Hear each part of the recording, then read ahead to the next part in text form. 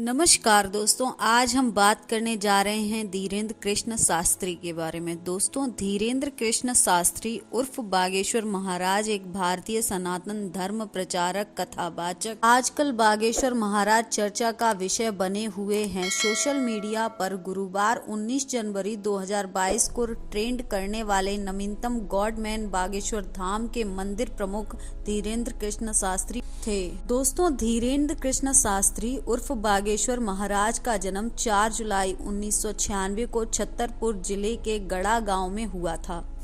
धीरेन्द्र कृष्ण शास्त्री का बचपन उनके ही गांव में बीता। कृष्ण शास्त्री एक सामान्य गरीब परिवार से ताल्लुक रखते हैं। उनके पिता का नाम करपाल गर्ग है तथा उनकी माता का नाम सरोज गर्ग है और दादा जो अच्छे विद्वान थे और निर्मोही अखाड़ा से जुड़े हुए थे, जिनका नाम भगवान दास गर्ग है। पंडित कृष्ण शास्त्री उनको अपना गुरु मानते हैं, जिन्होंने उन्हें रामायण और भगवत गीता का अध्ययन करना सिखाया।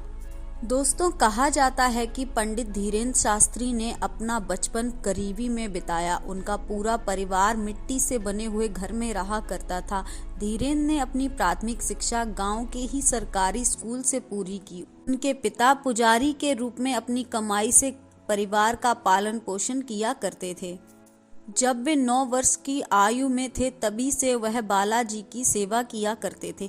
गुरुओं द्वारा बताए गए मार्ग का अनुसरण करते थे और एक सच्चे अनुयायी की तरह उसका पालन करते थे। उनका बचपन खेल कूद में नहीं बल्कि भगवान की पूजा और भजन कीर्तन में बीता है। महाराज धीरेन्द्र कृष्ण शास्त्री ने अपनी शुरुआती पढ़ाई हिंदी माध्यम से कक्षा 8 तक गांव से ही पूरी की। उच्च पढ़ाई के लिए वह गांव के समीप स्कूल 9 से 12 तक की पढ़ाई के लिए गंज चले गए। इसके बाद उन्होंने कॉलेज की पढ़ाई के लिए कहीं दाखिला लिया। वहां से उन्होंने बीए की डिग्री हासिल की। इसके बाद उन्होंने आगे की पढ़ाई नहीं की और धीरेन्द्र कृष्ण शास्त्री समाज सेवा और मानव सेवा में लग गए और पढ़ाई छोड़ दी। पंडित कृष्ण शास्त्री का जन्म शुक्ल वंश के एक ब्राह्मण परिवार में हुआ था। उनके दादा एक बहुत बड़े संत थे। महाराज धीरेन्द्र को बचपन से ही गुरु की कृपा प्राप्त हो गई। साथ ही उनके दादा बागेश्वर धाम में रहा करते थे।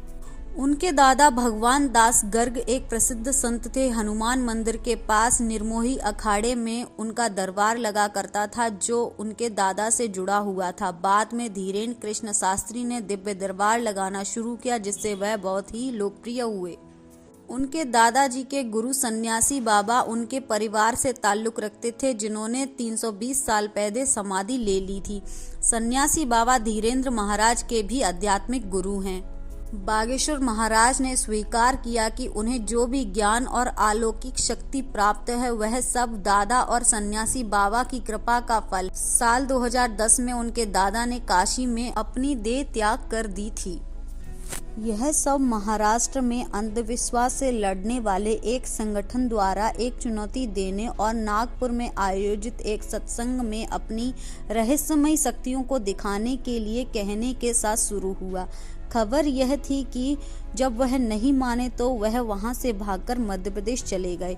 बागेश्वर धाम का चलन शुरू होने के बाद लोग यह जानने के लिए उत्सुक थे कि धीरेन्द्र कृष्ण शास्त्री कौन है और वह किस धाम को चला रहे थे।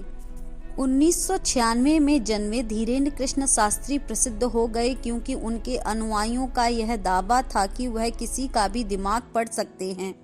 धीरेन्द्र शास्त्री ने एक वीडियो जारी किया है, जिसमें उन्होंने दावा किया कि वह हिंदू सनातन धर्म के खिलाफ एक साजिश है।